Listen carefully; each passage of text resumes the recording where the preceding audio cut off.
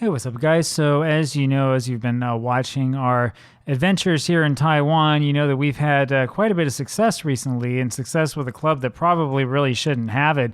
I've shown you a little bit of tactics here, and I thought we would talk a little bit more this video about one of what I think is one of the more fundamental questions in Football Manager tactics, and that question is, do we want to go wide or do we want to go narrow? I'm not the expert of this. I don't know what like all the little tricks are inside the game. I don't know if there's like something that is optimal or not, but I do know kind of the way that I like to play. If you play this game wide when you are in possession, in other words, if you have your attacking width up here to whatever it is, to like really wide, to wide or to fairly wide and so on, what's going to happen is you're going to see a lot more of your players kind of trying to make their point of attack on one of the wings instead of bringing up forward to the center quite as much. That is sort of, as I know from my own experience, that is probably something that's more suited for a team that actually does have players who are in an attacking position up here, up wide. In other words, if we had, I don't know, one or even two strikers here, and we had 1-2 guys here flanking him on the side, even if we did have a single central midfielder, it might be better for us to play wide. But then again, not necessarily. Now, if you've been watching the way that we play, you notice that we do play wide from time to time. But what you don't see us doing is you won't see like Yang Yiming have the ball way up here and then pass it all the way back over here to the guy on this other side. If you go back and watch some of the stuff that I did in American Samoa before really messing with the tactic and putting 3 guys at the back, you see a little bit more of that going on. And so, you know, when we're here talking about what we do in possession, you have to be kind of careful because this doesn't necessarily tell you the entire story of exactly what's going to happen, right? Your team can play wide even if you do play somewhat narrow. Now, what I will tell you is that from experience, it is a wise thing to have some players playing wide at some place somewhere on your club, right? What I mean by that is that if we, instead of having these 2 guys on the side, let's see if we can make like a brand new tactic and I don't know, we'll control possession or whatever. We'll just choose something here at random and mess with it. So if instead of having players play wide, we decided to do like this type of formation and we decided to have like 3 guys at the back and did some sort of like weird Christmas tree-ish thing like this, I don't know, whatever, we would have a problem. And the problem that we'd have is that there'd simply be nobody to cover on the side. Now, I mean, this is always going to look bad because I don't have the team actually created for this type of tactic. But the problem that you have up here is that you don't have anybody really to cover on the sides. You don't have anybody who's going to fight against a team that is actually using wingers to attack.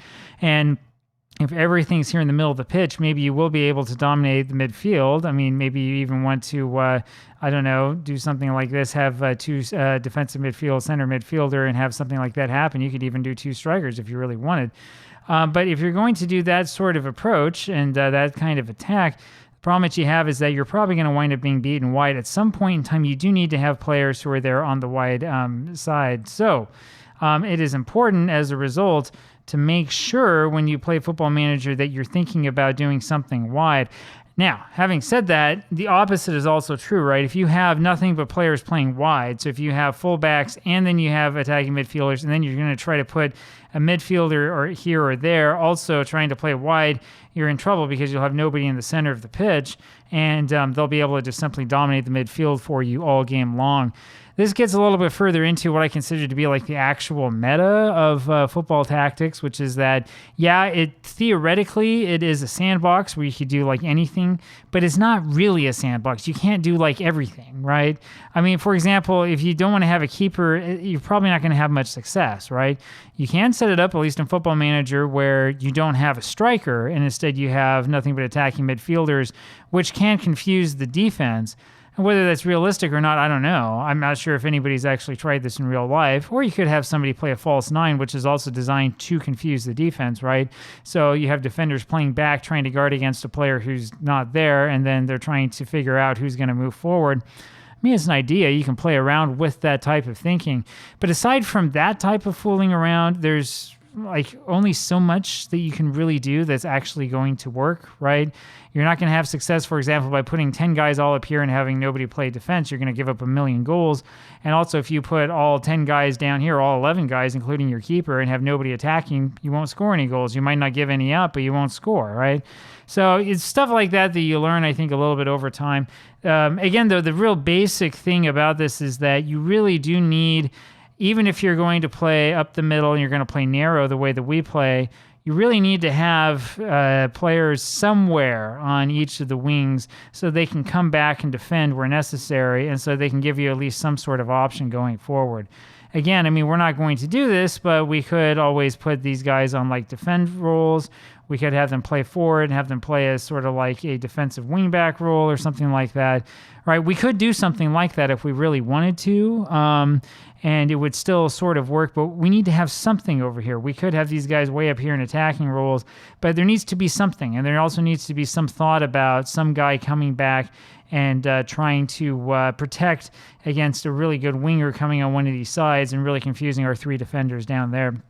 Anyway, I'd be very interested to know what you think about all this stuff, especially if you think that I'm wrong, if there's something that we're missing or something that we're not getting right. Let me know, leave a comment down below, and we can all learn about this together. I'll talk with you again later. Bye-bye.